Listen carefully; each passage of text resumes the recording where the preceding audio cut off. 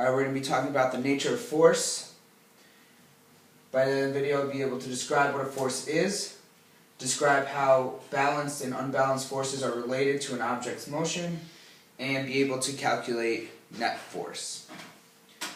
First, we're going to start off with covering what a force is. Force is a physical action, whether it be a push or a pull. The strength of a force is measured in newtons. Our standard unit is going to be newtons for force.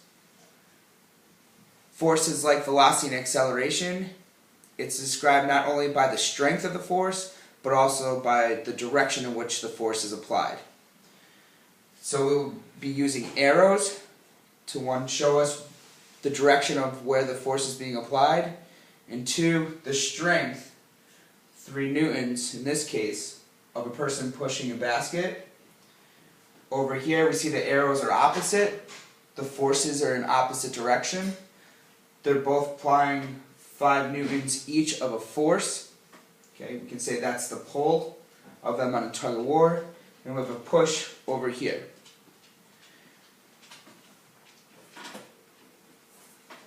Now forces are usually not standing alone. There's more than one. So we need to calculate the net force acting on an object.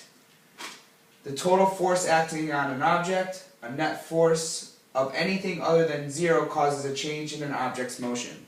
The reason why objects move is because of forces applied to it.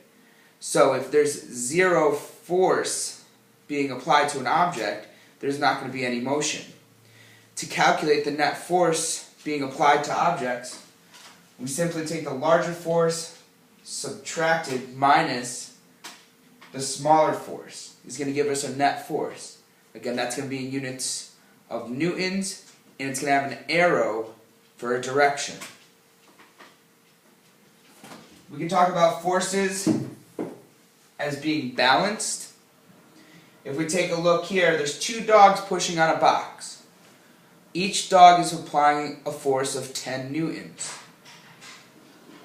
You can see that the arrows are pointing into each other, so we know that the forces are going to be interacting with each other.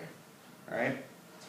To calculate net force, all we do is we take the larger force subtracted by the smaller force. There's only 2 forces taking place here, 10 newtons and 10 newtons. If I take 10 newtons subtracted by 10 newtons, it's going to give me a net force of 0 newtons.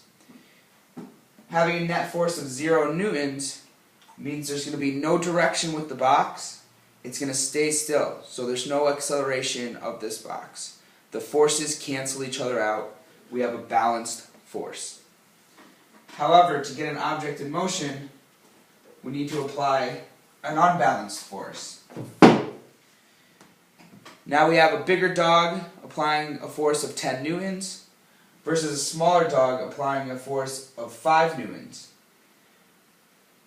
When we take a look at forces, we'll see that they're associated with an arrow. Again, they're both pointing inward. However, this arrow is longer. The force is stronger. This arrow is shorter. Therefore, the force itself is less being applied to the box. Our formula for net force, we simply take the larger force, 10 newtons, subtracted by the smaller force of 5 newtons.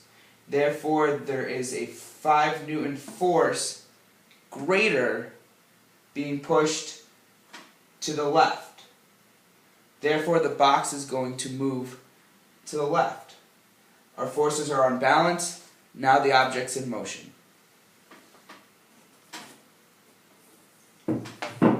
Your turn. We got a dog on a leash. He's pulling with 6 newtons. Notice the size of the arrow. And we have a person pulling on the leash trying to get the dog to go the opposite direction of 12 newtons. Notice the size of the arrow. It's a greater force. I want you to calculate the net force of the dog versus the human and the direction.